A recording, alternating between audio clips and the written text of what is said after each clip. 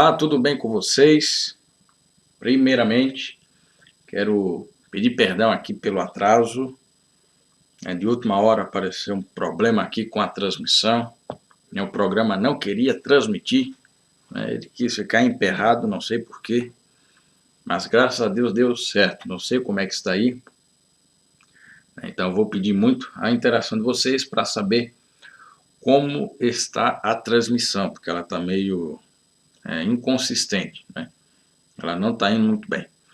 Então eu peço aí a participação de todos para que a gente possa ter um bom momento, ok? Então, por causa do atraso, eu sei que muitos acabaram aqui indo para outras programações. Então peço aí que você compartilhe com as outras pessoas, convide, manda o link para que tudo possa ocorrer bem, para que tudo dê certo.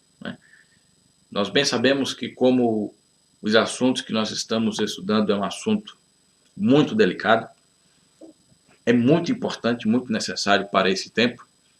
Então o inimigo ele tenta de qualquer jeito atrapalhar, mesmo aí com um atraso de quase 30 minutos, mas no fim acabou dando certo, não é? Então você que está aí conosco, participe, comente. O tema é sobre o juízo final. Nós estamos aí no nosso penúltimo estudo, então é necessário que você esteja atento. Domingo que vem será o nosso último estudo. Então chama aí o pessoal, convide as pessoas para que eles estejam aqui nesse estudo também conosco. Então, deixa só concluir aqui algumas configurações aqui no celular para estar acompanhando aqui vocês, os comentários. Então esteja aí comentando, tá bom? Se faça presente e, claro, compartilhe aí com as outras pessoas. Só terminar de ajeitar aqui no Facebook, que é para poder ver os comentários de vocês. A mesma coisa aqui no YouTube. Então vamos lá, oremos. Querido Deus, Pai amado Senhor, agradecemos a Ti por esse momento. Pedimos a Tua iluminação e a Tua misericórdia agora, a Tua direção. Que o Senhor esteja nos conduzindo, abençoe esse estudo.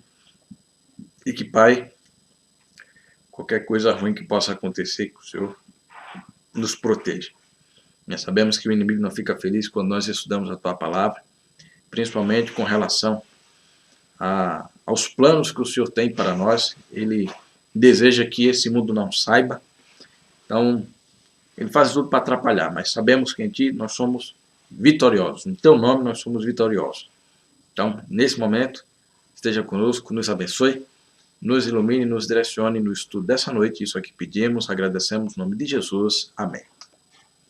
Então, vamos lá para o nosso estudo, não é? Nós estamos aí estudando sobre o tema do juízo final. O que é o juízo? Quando é que vai acontecer? Como é que funciona? Então, tem muitas pessoas que têm dúvidas, que têm incertezas com relação ao juízo. E assim, é sempre bom, para analisarmos o juízo, prestarmos atenção naquilo que a própria palavra já nos diz, alguns exemplos práticos. Então, algumas descobertas arqueológicas, no período aí de 1965 e 1979, descobriu ruínas de 5 cidades antigas. E é bem provável que essas ruínas sejam as cidades da Campina que são mencionadas ali em Gênesis capítulo 13, onde entre essas 5 tem 2 que são Sodoma e Gomorra.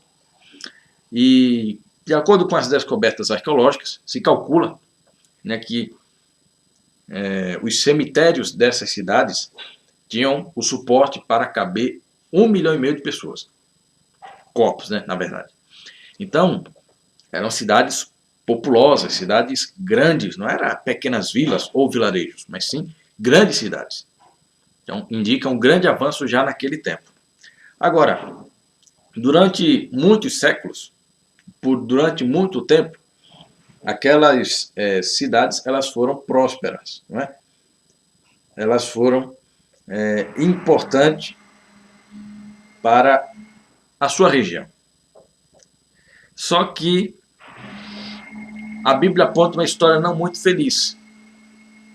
A Bíblia aponta que o fim dessas cidades foram terrível.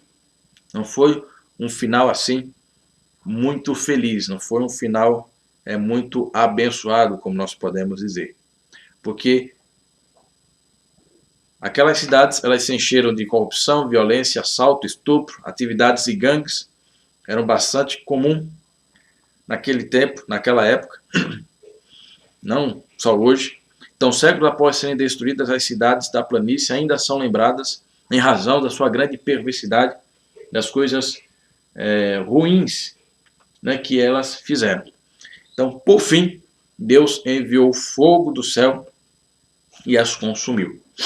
Então, o juízo sobre aquelas 5 cidades, né, principalmente sobre Sodoma e Gomorra, serve como um prenúncio daquilo que Deus tem preparado, né, infelizmente, para aqueles que são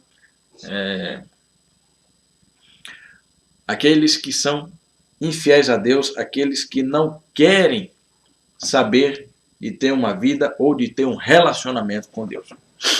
Então, assim, em uma daquelas cidades havia um homem justo, né, ele morava em Sodoma.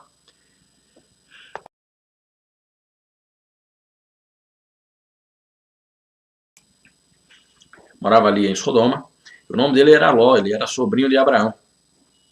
Ele não cedia à pressão cultural nem à maneira de pensar daquelas cidades. A Bíblia diz que o espírito dele se atormentava, porque ele era uma pessoa justa, ele era uma pessoa correta, mas ele não se sentia feliz por causa das obras iníquas deles. Mas em contrapartida, Ló e sua família, eles aproveitavam as benevolências que aquelas cidades poderiam oferecer, porque eram cidades prósperas financeiramente, eram cidades ricas, eram cidades bem estruturadas, era uma região fértil. Então, era um local que tinha muita promiscuidade, tinha muita injustiça, um povo muito iníquo. Ló não se sentia bem ali por causa dessas ações, atitudes desses povos, mas em contrapartida, ele achava conveniente viver ali por causa dos benefícios que a cidade poderia oferecer. Mas antes desses juízos, antes de Deus dar a sentença final sobre Sodoma e Gomorra e toda aquela região, Deus ele mandou 2 anjos mensageiros para avisar a Ló e a sua família de que eles deveriam sair de Sodoma. Só que mesmo com essa advertência, se você ler, eles não saem imediatamente, eles ficam ali. Né? Ló vai, conversa com os anjos, né? Tenta argumentar, tenta passar mais um tempinho ali. Até que chega um momento em que os 2 anjos literalmente puxam Ló pelo braço e o arrancam com a sua família para fora da cidade, para que eles não fossem destruídos no momento do juízo de Deus.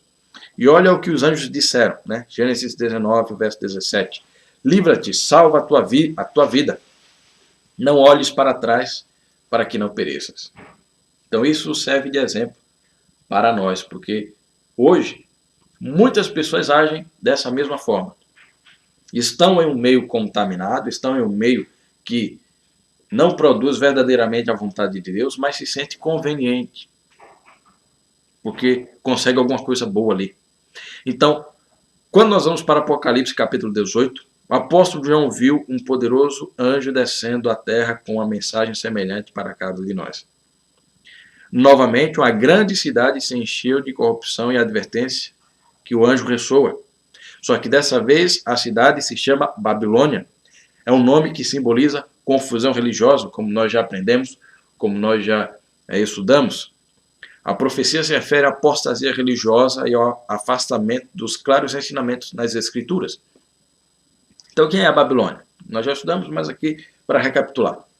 O Apocalipse está se referindo a organizações religiosas que têm se distanciado das verdades bíblicas.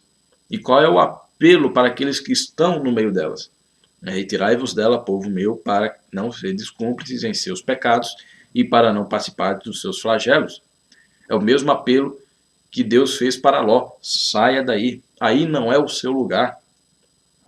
Então, talvez não devêssemos concordar com a atitude de Ló, que ele permaneceu resistente, nem lhe apontar o dedo, porque hoje acontece do mesmo jeito. Muitas vezes nós estamos em uma comunidade, nós estamos em um local onde é perceptível que o ambiente que nós nos encontramos são de pessoas ou de atitudes que não são condizentes com a palavra de Deus, mas nos sentimos confortáveis ali, permanecemos ali, mesmo sabendo que tem algumas coisinhas que não são da vontade de Deus. Esse é o grande perigo. Então, muitas pessoas hoje têm a mesma atitude. As pessoas reconhecem que tem havido um afastamento daquilo que a Bíblia ensina, mas como Ló, sentem-se confortáveis demais para fazer uma mudança. Elas construíram uma pequena zona de conforto para si mesmas e preferem ficar onde estão, embora sintam que o Espírito Santo esteja chamando, esteja persuadindo para que você mude, para que a pessoa mude. Então, milhões estão aflitos e perplexos, mas preferem ficar onde estão. Preferem permanecer na situação que se encontram. Pensa o seguinte, amanhã pode melhorar. Mas não é isso que a perspectiva bíblica nos apresenta. Então, sair da Babilônia requer que nos destaquemos da multidão e que sejamos diferentes. E responder ao chamado de Deus é tremendamente importante. E muitas vezes se destacar, fazer algo que a multidão não faz, isso pode parecer um grande desafio. Muitas pessoas podem não querer, podem não se sentir à vontade. Então é necessário tomar uma decisão. Então, quando ouvimos sua voz apelando ao nosso coração, pela influência do Espírito Santo atuando suavemente e resistimos, nós estamos em perigo. Então, quais são o juízo para os últimos dias? Veja o que Judas escreveu em sua carta, Judas verso 7. Sodoma e Gomorra e as cidades circunvizinhas são postas para exemplo do fogo eterno. Vamos prestar atenção em alguns detalhes aqui. No texto, diz que Sodoma e Gomorra foram castigadas com fogo eterno. E muitas pessoas pegam a expressão fogo eterno e acabam usando de uma maneira não muito convincente, não muito conivente. Obviamente, o fogo eterno não quer dizer que o fogo queimará para todo sempre. Até porque, naquela região, não há nenhuma fornalha acesa. Você é testemunha, ou você vê nos noticiários dizendo que Sodoma e Gomorra está queimando até hoje? O fogo que caiu foi eterno porque consumiu para sempre. A Bíblia, quando fala sobre o fogo eterno, não está se referindo à duração desse fogo. A Bíblia está se referindo à consequência que esse fogo provoca. Então, as consequências do fogo do juízo de Deus, elas são eternas. Mas não quer dizer que o fogo vai ficar queimando para sempre. O fogo vai consumir enquanto tiver coisa para queimar. Então, quando ele se apagou, não tinha mais nada, não sobrou nada. Então, muitas vezes as pessoas ficam perguntando, mas a Bíblia não ensina que o fogo do inferno queimará para sempre? E usam até, muitos até agem de forma meio demagógica, não é? Olha, se você não aceitar Jesus, vai ficar queimando no fogo do inferno. Mas será que é isso que a Bíblia apresenta? É essa a ideia mesmo? Veja, os efeitos do fogo é que são eternos, mas não o próprio fogo. Será que um Deus de amor e de misericórdia gostaria de passar a eternidade com os salvos sendo que do lado estaria um fogo queimando eternamente? Não é isso que a Bíblia apresenta. O que é que a Bíblia diz? 2 Pedro capítulo 2, verso 6. Reduzindo a cinzas as cidades de Sodoma e de Gomorra, ordenou a ruína completa, tendo-as posto como exemplo a quantos venham a viver impiamente. Então, o que é que a Bíblia apresenta? Sodoma e Gomorra sofreu o juízo do fogo eterno de Deus. E, por consequência, ela foi reduzida a cinzas. A ruína é completa. Sodoma e Gomorra jamais se reergueu. Jamais existiu novamente. Sodoma e Gomorra foi consumida por completo. A consequência do juízo de Deus para Sodoma e Gomorra é eterna. Então, o relato de Gênesis, só focando aqui, fechar esse ponto, que aqui já é outro detalhe que nós vamos ver. Então, o primeiro ponto, quando a Bíblia fala sobre a questão do fogo eterno, não está afirmando que o fogo vai queimar para todo sempre, mas que as consequências desse fogo é que são eternas. O foco não é o tempo de punição que os ímpios passarão, mas a consequência da punição. Então, assim como Deus promete para os justos, para os fiéis, aqueles que abrirem o coração para receber Jesus em sua vida e viver com Cristo, qual é a consequência? Será a vida eterna. Mas para aqueles que, infelizmente, viram as costas para Deus, qual é a consequência? A morte, a condenação eterna. Então, Deus, ele não promete uma vida eterna de sofrimento por causa do pecado. Será que Deus é sádico? Será que Deus age de uma maneira meio que masoquista com os seus filhos? Não é isso. Não é esse o propósito. Então, esse é o primeiro ponto. O fogo eterno de Deus se refere à consequência eterna da escolha que a pessoa tomou, de não estar ao lado de Deus. Agora, outro ponto interessante. O relato de Gênesis diz que o Senhor fez chover enxofre e fogo do Senhor desde os céus sobre Sodoma e Gomorra. E o Apocalipse também usa quase que as mesmas palavras com relação ao castigo final dos ímpios. Apocalipse 20, verso 9 diz que Deus desceu fogo do céu e os devorou. Então note que esse fogo também desceu de Deus. Mesmo fogo. Então, outra coisa que muitas vezes as pessoas entendem de maneira errada, deixa eu estar aqui atento aos comentários, é que o inferno não é um local específico que está queimando ou que vai ficar queimando. O inferno não é um caldeirão que Deus tem guardado aqui em algum canto da terra e quando for no momento do juízo vai jogar o povo ali. Não é isso. O inferno não é um local que vai ficar ardendo. Não é isso. A Bíblia deixa bem claro. O fogo eterno vai eliminar o pecado de uma vez por todas. E o fogo, ele vem diretamente de Deus, vem diretamente dos céus, vai chover fogo sobre a terra. Para que, ao mesmo tempo que ela vai consumir os ímpios, esse fogo vai purificar toda a terra da impureza do pecado e também das consequências do pecado. Então, o universo será purificado do pecado e dos pecadores, que são aqueles que não quiseram abandonar o pecado e não quiseram se apegar com Jesus. Então a Bíblia diz, o Deus de amor não manterá pecadores sofrendo no inferno. Muitos até se utilizam da história do rico e do Lázaro, e é algo até meio ilógico imaginar aquilo. É uma parábola, Jesus queria ensinar uma lição muito importante com aquela parábola, de que se eles não estão crendo nos vivos, não estão crendo nem no próprio Deus que está falando com eles ali por meio de Cristo, poderia acontecer o que for, que eles permaneceriam incrédulos. Esse é o foco daquela parábola, não mostrar como é o juízo de Deus. Um lá no céu, feliz da vida, o pobre, e o rico queimando, ardendo no inferno e clamando por um alento. Manda um pouquinho do leite de Abraão para mim. Não é isso que a Bíblia apresenta, não é isso que a Bíblia demonstra. A Bíblia demonstra que Deus, como Deus de amor, não manterá os pecadores sofrendo no inferno. O inferno não é algo eterno, é um momento. Primeiro nós vemos que a palavra inferno ela é aplicada primariamente para a sepultura.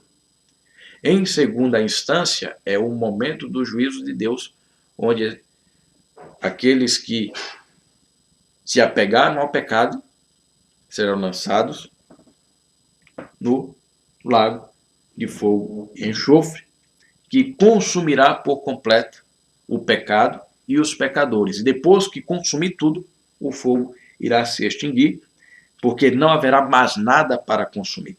O salmista Davi também descreve a destruição do ímpio da mesma maneira. Olha as palavras que ele utiliza.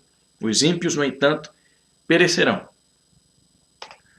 Os inimigos do Senhor serão como o viço das pastagens. Serão aniquilados e se desfarão em fumaça. Malaquias 4, o verso 1 até o 3. A referência anterior é Salmo 30, verso 20.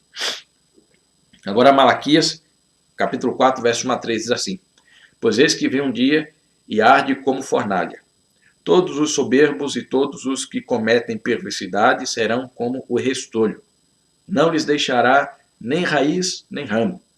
O dia que vem os abrasará, e pisareis os perversos, porque se farão cinzas debaixo da planta de vossos pés. Naquele dia que preparei, diz o Senhor dos Exércitos. Então, a vida deles terá um fim. Mas Deus não os torturará por toda a eternidade. E sim, o fogo é literal. Literalmente vai descer fogo do céu. Aqui, a linguagem do profeta não é ser um fogo figurado, é um fogo literal, não é um fogo metafórico, mas esse fogo literal não vai permanecer aceso por toda a eternidade. Não vai haver uma fornalha permanente. É um fogo que vai consumir por completo. Então, é focado para aqueles que rejeitaram, né, os requerimentos de Cristo, que infelizmente não aceitaram a salvação que Cristo ofereceu de forma gratuita. Nosso amoroso Senhor queria salvá-los, mas ele não violaria o poder da escolha deles, porque a vida é unicamente oferecida por Cristo, a vida eterna. Então, se eu rejeito a Cristo, eu estou rejeitando a vida eterna. Se eu estou sem Cristo, eu fico sem vida. Essa é a consequência. Então, quando a pessoa toma a escolha de não seguir os passos de Cristo, automaticamente, infelizmente, ele está escolhendo a morte. Agora, se Deus permitisse que os injustos vivessem eternamente, o universo inteiro voltaria a se rebelar contra o Senhor. A ordem não estaria estabelecida. Muitos não conseguem imaginar um Deus que tem que pôr fim ao pecado e ao sofrimento. Mas se Deus não resolver essa questão, o universo não será perfeito novamente. É por isso que ele nos faz um convite. Nós viveríamos em uma repetição do grande conflito. E de misericórdia, ele tem que exercer o juízo. Muitos não conseguem entender, mas o juízo é uma atitude da graça e da misericórdia de Deus. Mas como assim, pastor? Como é que isso acontece? Veja, será que você gostaria de ver o seu filho sofrendo constantemente? Né? Quem é pai, quem é mãe aqui. Será que você gostaria de que o seu filho permanecesse sofrendo constantemente por causa dos seus erros, da sua má escolha? Deus, assim, por amar os seus filhos e por respeitar a escolha de cada um deles, ele terá que pôr um fim ao sofrimento dessa terra. Então, o juízo de Deus é o maior ato de misericórdia de Deus. Pode parecer meio contraditório, É porque na nossa mente, como é limitada, afetada pelo pecado, não consegue perceber essa amplitude do amor e da graça de Deus. Mas em todas as ações de Deus, até mesmo quando ele exerce o juízo, ele está agindo por amor, ele está agindo por misericórdia.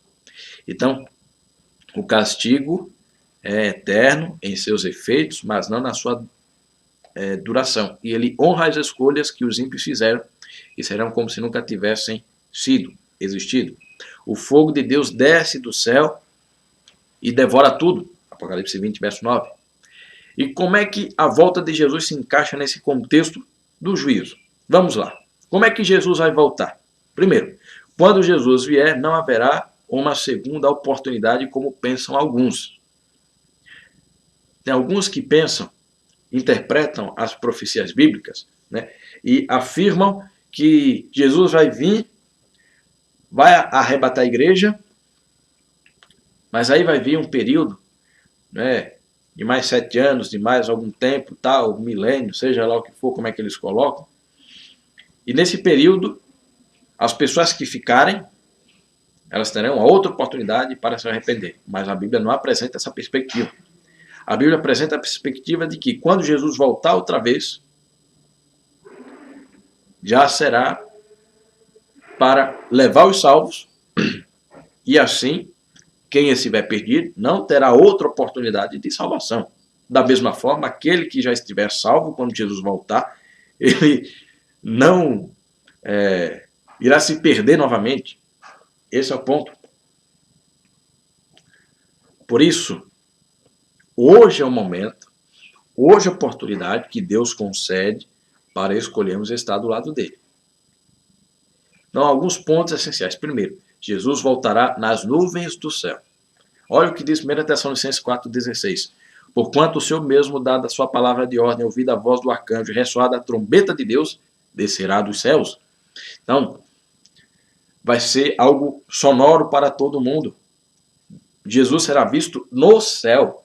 Jesus não pisará na terra, novamente, enquanto ela for contaminada pelo pecado. Então, esse é um ponto muito importante. A segunda vinda não ocorrerá de maneira invisível, secreta ou em um local específico na terra, mas será visível no céu a todos. Todos vão ver esse evento glorioso. E nesse momento a terra irá tremer, os céus ficarão iluminados pela glória de Deus. E aí me pergunte, mas como é que eu aqui no Brasil estarei vendo a volta de Jesus e a outra pessoa lá no outro lado do mundo, né, no Japão, na Rússia, na China, na Austrália, na Europa também estará vendo? Como é que é isso? Porque a terra é redonda, ela não é plana. Bom, para Deus nada é impossível. Nesse momento, do jeito que a terra estará, tenho plena certeza que Deus dará um jeito. Há algumas explicações sobre como isso vai acontecer, mas eu não vou entrar nesse mérito. E se a Bíblia não explica, é porque esse também não é o foco. O foco é que todos verão como. Aí Deus é quem vai resolver. Mas no céu, todos verão Jesus. De norte a sul, de leste a oeste. E vai ser algo maravilhoso para aqueles que estiverem esperando pela volta de Jesus. Mas ao mesmo tempo será terrível para aqueles que deram as costas para Cristo. Então, como Apocalipse 1:7 diz, todo olho o verá. Segundo ponto, os mortos em Cristo irão ressuscitar. Os justos que morreram sairão das suas sepulturas com o corpo glorioso e imortal. Olha o que diz 1 Coríntios 15:53. Porque é necessário que este corpo corruptível se revista de incorruptibilidade e que o corpo mortal se revista da imortalidade. Então, isso é o que acontece. Quando Jesus voltar, os justos irão ressuscitar. Ressuscitarão restaurados. E os vivos? Os vivos serão transformados e arrebatados. 1 Tessalonicenses 4:17. Depois nós, os vivos, os que ficarmos, seremos arrebatados juntamente com ele entre as nuvens para o encontro do Senhor nos ares.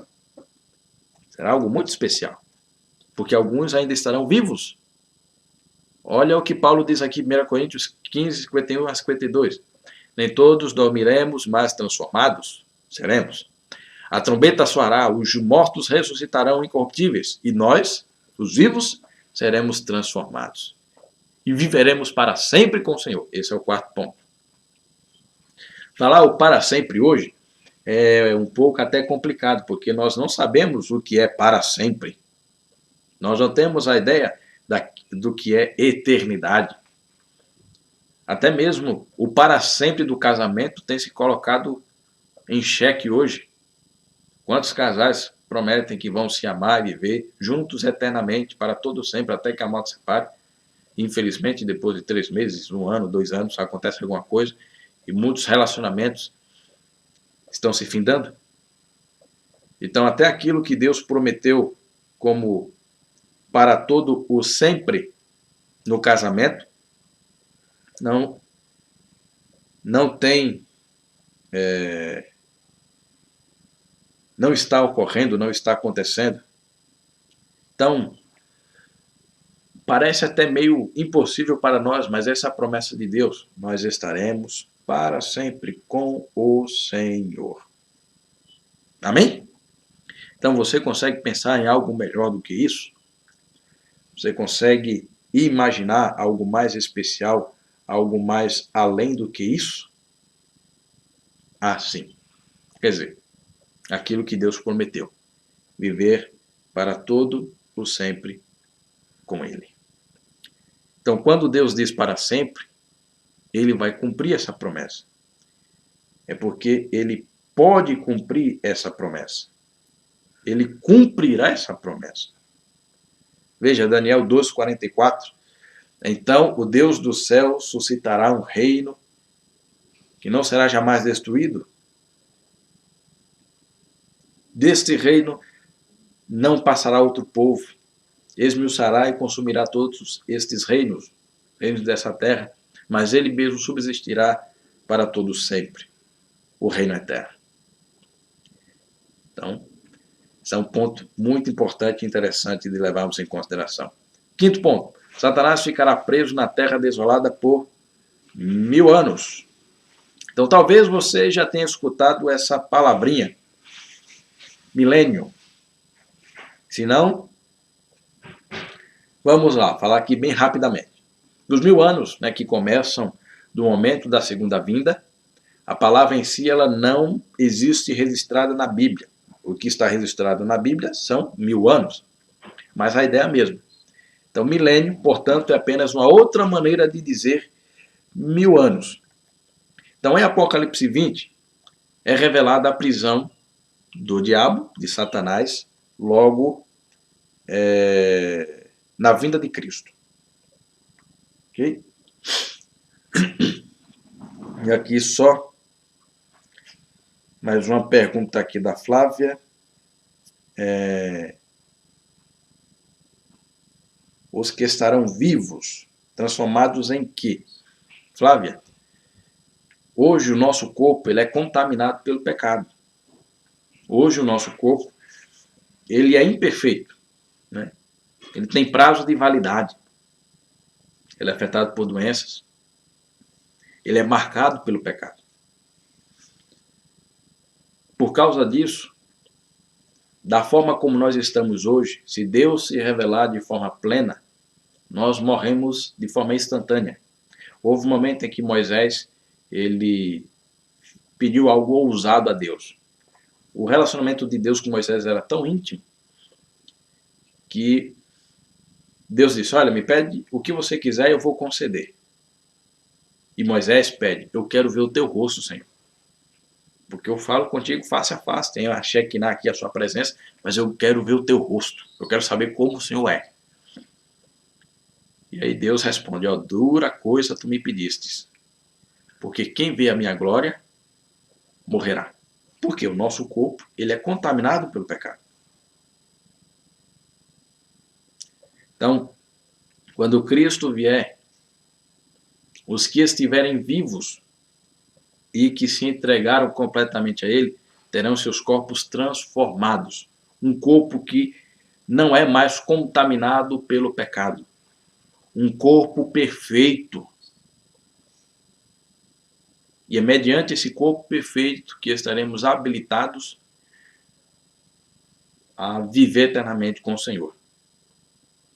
Tanto que os ímpios, por possuírem o corpo ainda contaminado pelo pecado, só pelo resplandecer da glória de Deus nos céus, eles serão consumidos pela glória de Deus, a princípio. E aí se inicia o período, né, dos 1000 anos. Então aqui, ó, só para entendermos. Quando Jesus voltar, agora, Jesus ele vem, volta. Nesse momento, os que morreram em Cristo serão ressuscitados. Os que estiverem vivos serão transformados. E seremos levados para o céu. Nesse momento, Satanás ficará preso nessa terra por 1000 anos. Então, a expressão aqui, milênio. E nós encontramos isso em Apocalipse capítulo 20. Olha o que diz Apocalipse 20, verso 1 e 2. Então vi descer do céu um anjo que tinha na mão a chave do abismo e uma grande corrente. Ele segurou o dragão, a antiga serpente, que é o diabo, Satanás, e o prendeu por 1000 anos. Então, quando é que o período dos 1000 anos inicia? Inicia quando Jesus vem buscar os salvos. Buscar aqueles que se entregaram completamente a Ele. E vão morar com Cristo 1000 anos lá no céu. Nesse período, Satanás estará preso aqui nessa terra. Veja, mas ele não estará preso em correntes literais, ele estará preso pelas circunstâncias. Porque como diz lá em 2 Pedro 2,4, diz que pelas circunstâncias Satanás é preso em abismos de trevas. Então, quais são as circunstâncias que o prenderão? Seus seguidores humanos estarão todos mortos. Ou seja, os ímpios estarão mortos.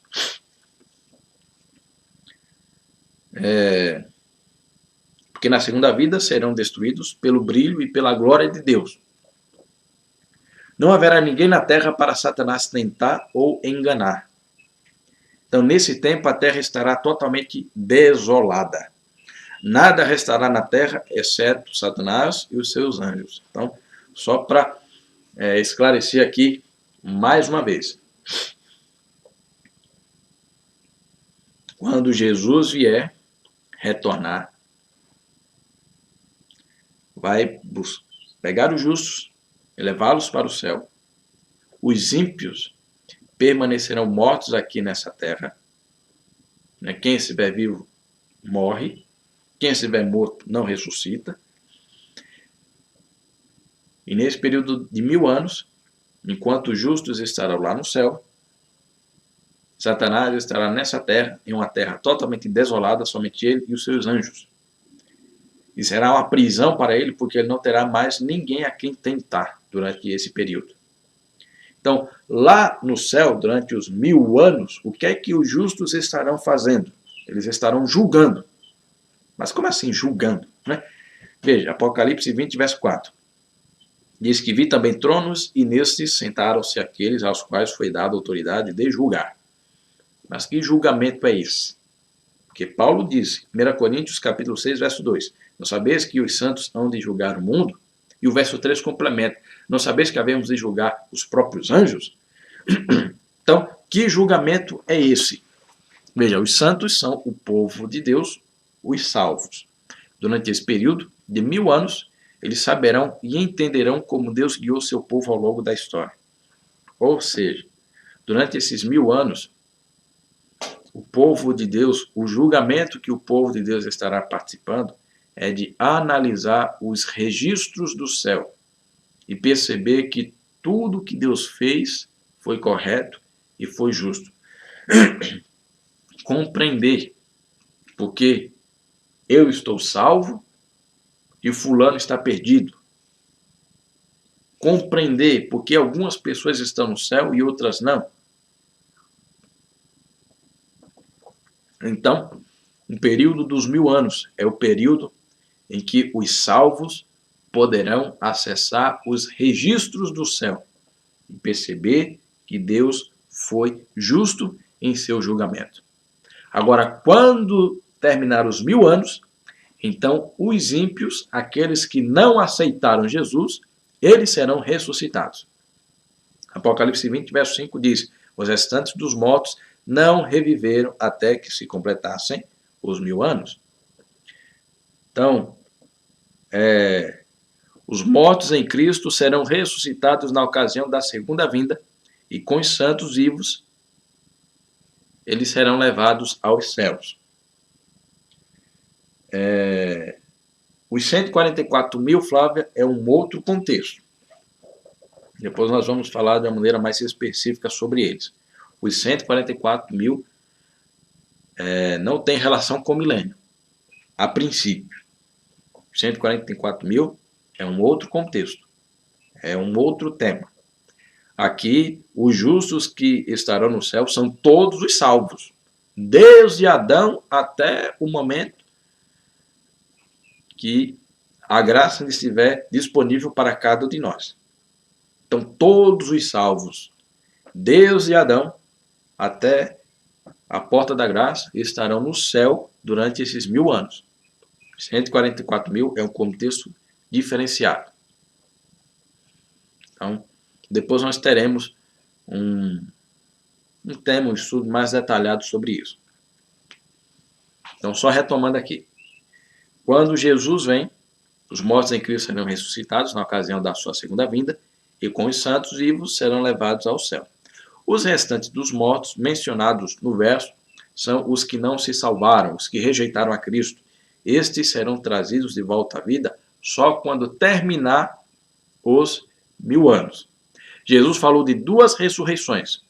Quando nós vamos lá para João capítulo 5, o verso 28 e 29, diz: a ressurreição da vida e a ressurreição da condenação. Uns vão ressuscitar para a vida. Essa ressurreição para a vida ocorre no início do milênio, e outros vão receber a ressurreição da condenação. Esses vão ressuscitar quando terminar o milênio. Então, a ressurreição da vida aqui ocorre no começo dos 1000 anos, quando os mortos em Cristo ressuscitarão primeiro. A Bíblia chama de primeira ressurreição, dizendo: bem-aventurado e santo é aquele que tem parte na primeira ressurreição. A segunda ressurreição ocorre no fim dos 1000 anos. É o que Jesus chamou da ressurreição da condenação. Então, isso é muito importante para compreendermos. Agora, outro ponto. É só no fim dos 1000 anos que a cidade santa desce do céu até a terra com o povo de Deus. Apocalipse 21, versos 2 e 3 diz assim: vi também a cidade santa, a nova Jerusalém, que descia do céu da parte de Deus, ataviada como noiva adornada para o seu esposo. Então ouvi grande voz vinda do trono, dizendo: eis o tabernáculo de Deus com os homens. Deus habitará com eles, e eles serão povos de Deus. Então, quando é que a nova Jerusalém vai se estabelecer nessa terra? Quando terminar os 1000 anos. Então, tem um antes dos 1000 anos e um depois dos 1000 anos. O que inaugura os 1000 anos? A volta de Jesus, ele levar os santos para o céu. Os ímpios vivos, eles morrem. Os ímpios mortos permanecem mortos. Satanás fica nessa terra com os seus anjos caídos e não pode ir para lugar nenhum. Diante disso, eles ficam presos porque não tem a quem tentar. Quando termina os 1000 anos, então, Deus, Cristo, os salvos, eles vêm do céu com uma nova Jerusalém, com a cidade celestial, para estabelecer o reino nessa terra. Nesse momento, Satanás ele fará a sua última tentativa de salvar a sua causa, de salvar a sua ideia. Então, no fim dos 1000 anos é quando os ímpios que estão mortos, eles ressuscitam. Veja, Apocalipse 20, verso 7 e 8. Será solto da sua prisão e sairá a seduzir as nações que há nos 4 cantos da terra. Ou seja, depois que os ímpios ressuscitam, Satanás vai seduzi-los novamente agora para guerrear contra a cidade santa e tomar a cidade santa que está vindo do céu. Então, serão milhões e bilhões de pessoas. A Bíblia descreve a cena da última rebelião. Olha o que diz. Apocalipse 20, verso 9. Marcharam então pela superfície da terra e sitiaram o acampamento dos santos e a cidade querida. Outro ponto. Satanás e os seus anjos ímpios, nesse momento, é que serão destruídos. Então, quando é que vem, de fato, o fogo para consumir Satanás, os anjos e os ímpios? Só quando termina os 1000 anos. Então, no momento em que Satanás e os ímpios tentam tomar a terra, a Nova Jerusalém, perdão, a cidade santa, então, Apocalipse descreve que nesse momento desce fogo do céu e consome a todos. Então, esse é o fogo eterno preparado para o diabo e os seus anjos. Quando é que esse fogo vem? No final dos 1000 anos. E esse é o fogo que purificará a terra, as obras que nela há, tudo será queimado. Então, os santos, eles verão a terra sendo consumida pelo fogo, sendo purificada pelo fogo, mas ao mesmo tempo, os justos serão testemunhas oculares da recriação dessa terra, depois que ela for purificada pelo fogo. Então, a princípio será um momento doloroso, mas depois nós estaremos em plena alegria com Deus, porque Deus vai restaurar essa terra. Todas as obras marcadas pelo pecado serão destruídas. Então Deus fará novas todas as coisas. Deus vai recriar tudo que há nesse planeta Terra. Então essa é a promessa em Apocalipse capítulo 21, verso 15. Eis que faço novas todas as coisas. E continua. 21, verso 1. Vi novo céu e nova terra, pois o primeiro céu e a primeira terra passaram. Isaías 65, 17. Pois eis que eu crio novos céus e nova terra, e não haverá lembrança das coisas passadas. Daniel 12, 44. Dos dias destes reis, o Deus do céu suscitará um reino que não será jamais destruído. Apocalipse 15, verso 3. Já não haverá nem doença, nem morte. Todo o universo será uma sinfonia de louvor. Todas as coisas criadas declararão: justos e verdadeiros são os teus caminhos, ó Rei das nações. E a pergunta que eu quero trazer é: será que você não teria esse desejo de participar desse momento glorioso, de ser testemunha ocular da recriação dessa terra? Então a Bíblia deixa bem claro que só haverá 2 grupos.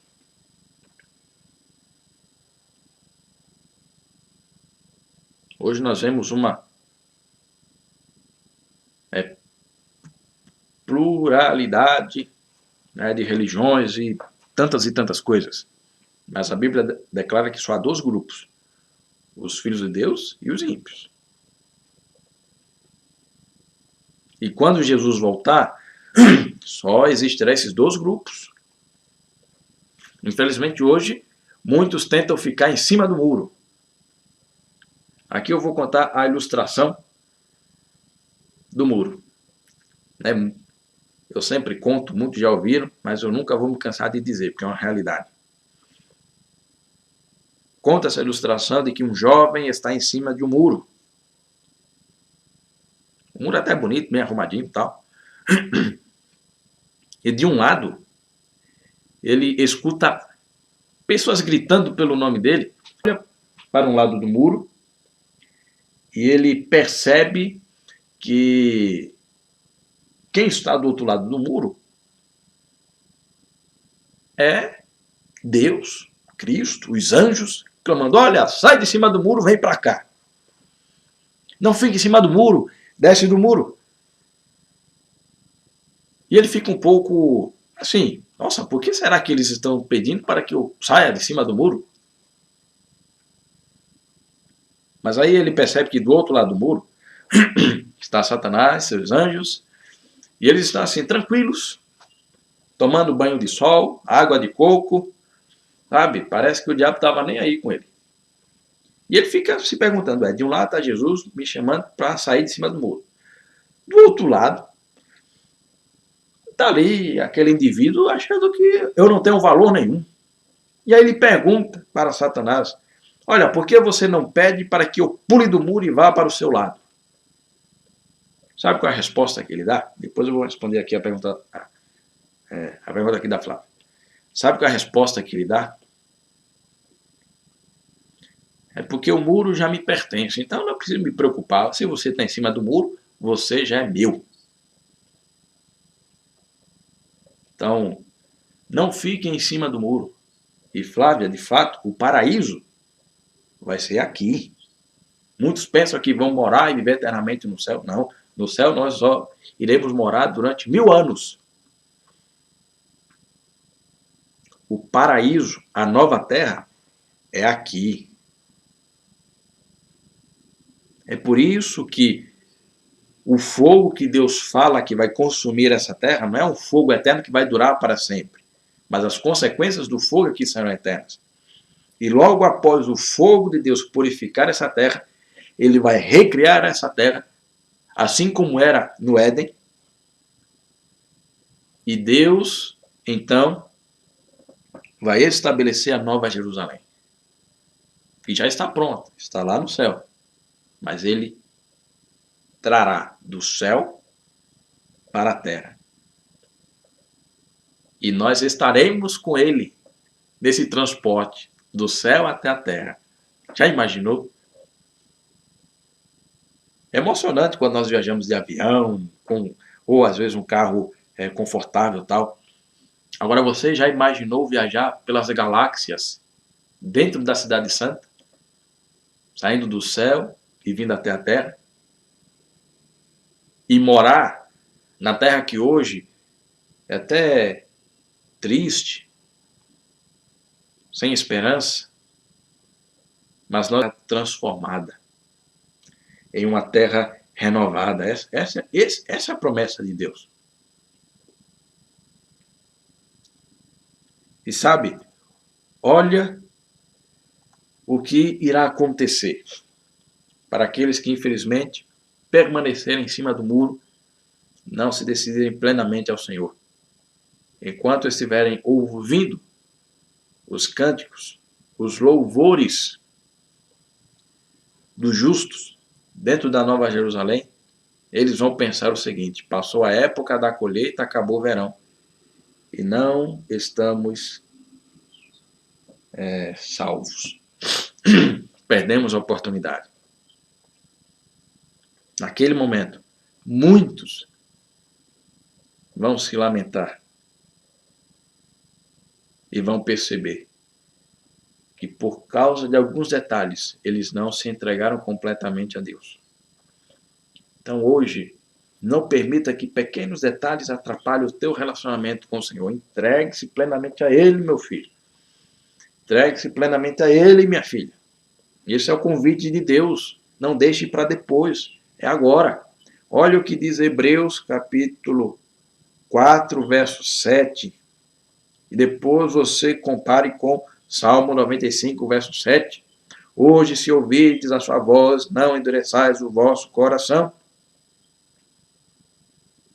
Então, eis agora o tempo sobremodo oportuno, eis agora o dia da salvação. Em nenhum momento a Bíblia aponta a salvação para o momento futuro, a Bíblia aponta a salvação para o momento presente, para o agora. Hoje é o dia da salvação, hoje é o momento da salvação.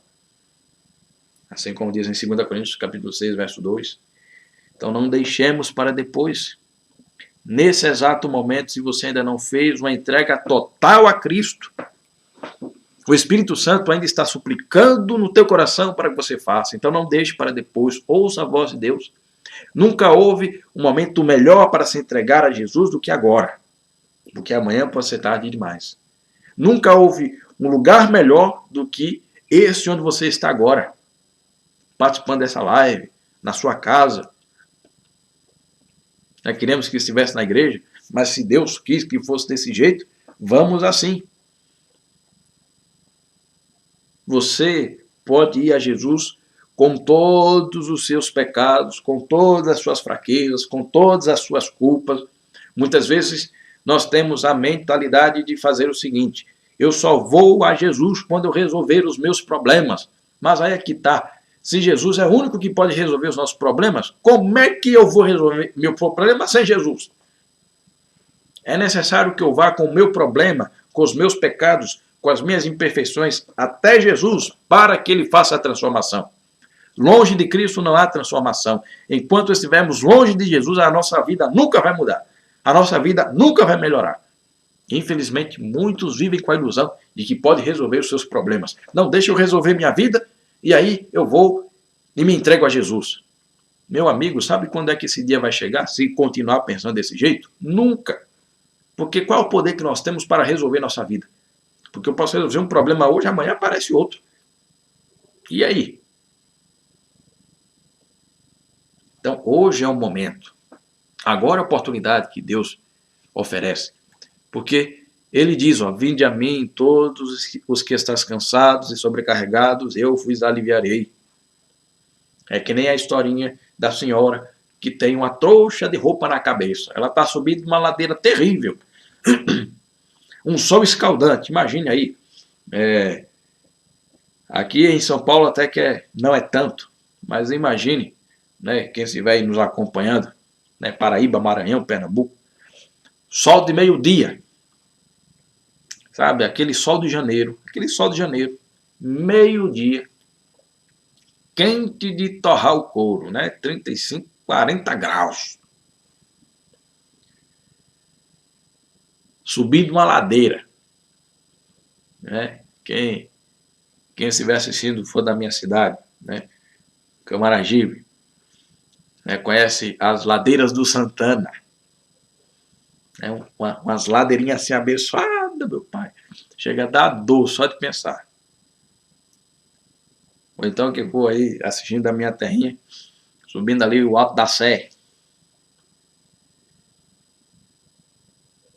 um sol escaldante, tá lá a senhorinha com a trouxa na cabeça, aí vai, passa um jovem de carro, opa, quer uma carona? Quero sim. Né? Quem é que não vai aceitar uma carona? Você está subindo uma ladeira com a trouxa na cabeça, pesado, sol escaldante, quero uma carona sim.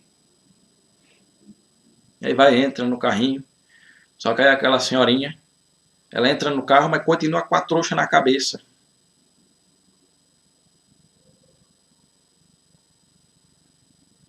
E aí o rapaz fala, olha, por que você não coloca a trouxa da cabeça no banco aí, né? Relaxar um pouquinho a sua cabeça, o seu corpo. Sabe qual é a resposta da senhorinha? Não, eu não vou colocar a trouxa no banco do seu carro, não. Que é para não pesar o seu carro. Pode parecer até uma ilustração meio assim, né? Mas muitas vezes nós somos como essa senhorinha.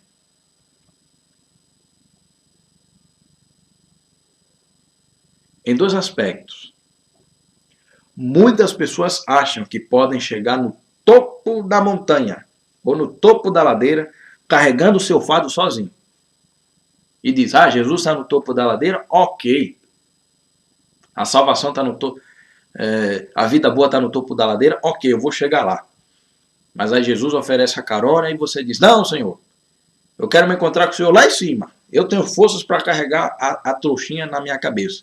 Mas o que é que acontece? No meio do caminho a gente cai. Mas há aqueles que até aceitam a ajuda de Cristo, mas ainda assim diz, ó Senhor, eu aceito sua ajuda, mas eu não quero 100% não. Isso daqui deixa que eu resolvo. Não é isso que Deus está dizendo, meu filho. Ele está dizendo, vinde a mim todos que estás cansados, sobrecarregados, eu vou aliviar. Tome sobre você o meu fardo é leve e dê para mim o teu fardo pesado. Eu é que posso resolver o teu problema. Então entregue-se completamente. Venha agora. Dedique agora a sua vida a Jesus.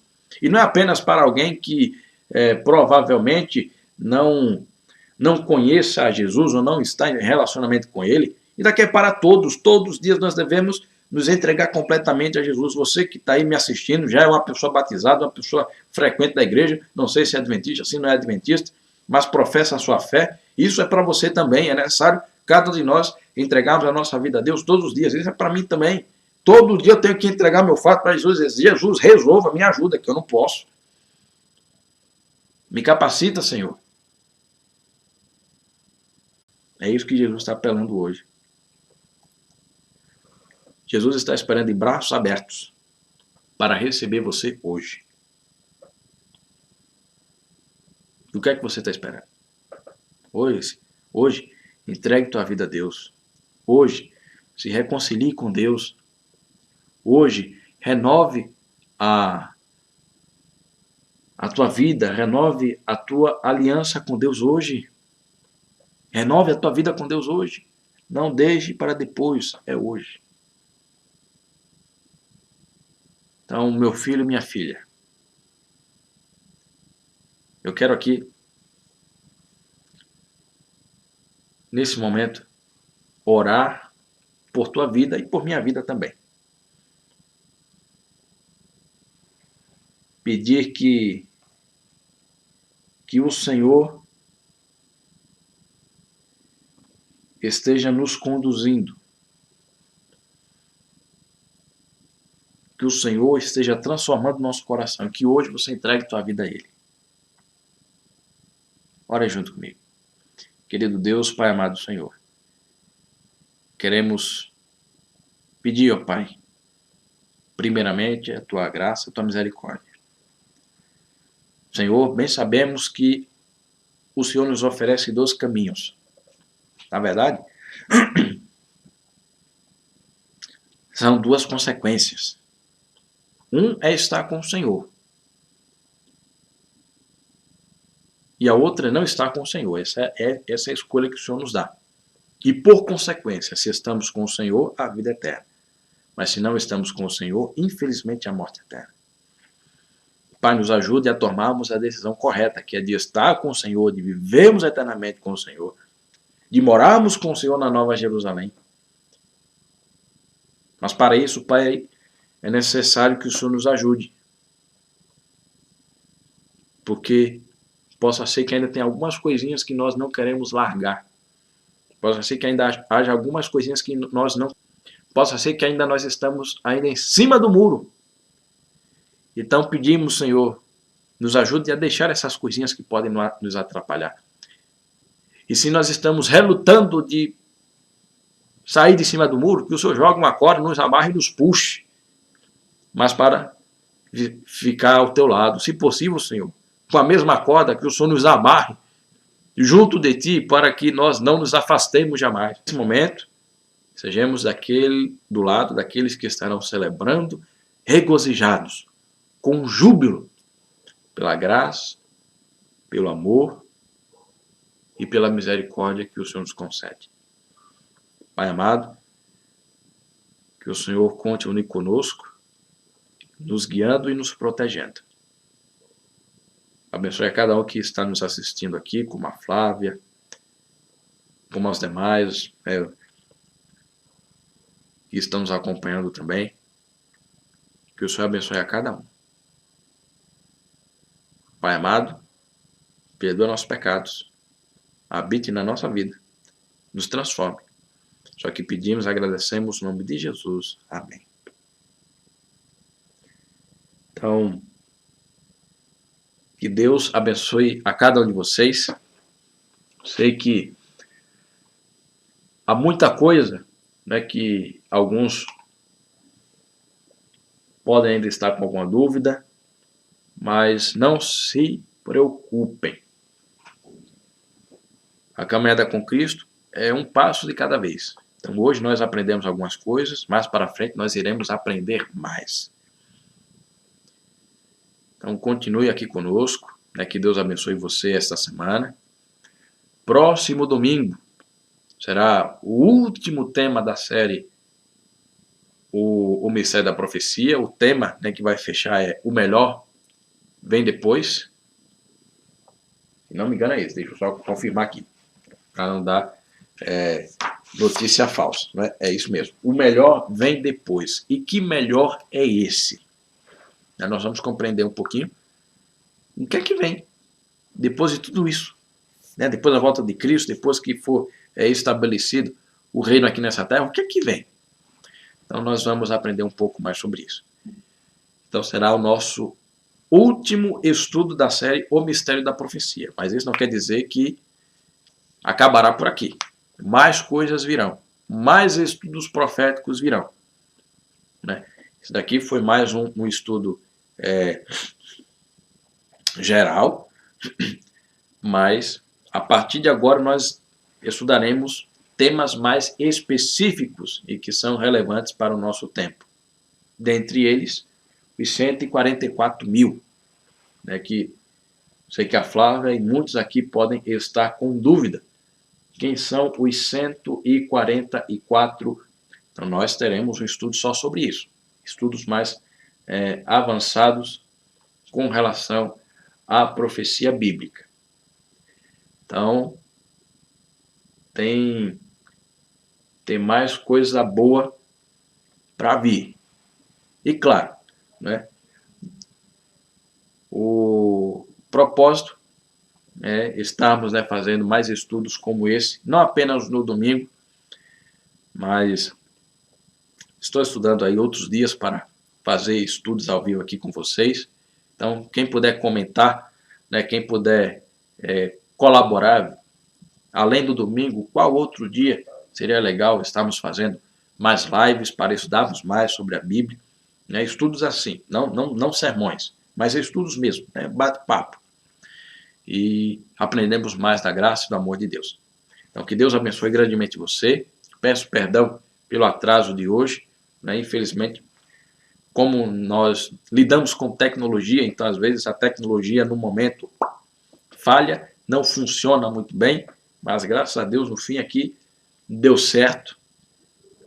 E quando for semana que vem, né, irei trabalhar essa semana para melhorar ainda mais, né, essa questão da tecnologia, para quando for no sábado tivermos aí o nosso culto, não tenhamos o mesmo problema que tivemos agora. Então que Deus abençoe grandemente você, um forte abraço e uma boa semana. Tchau, tchau.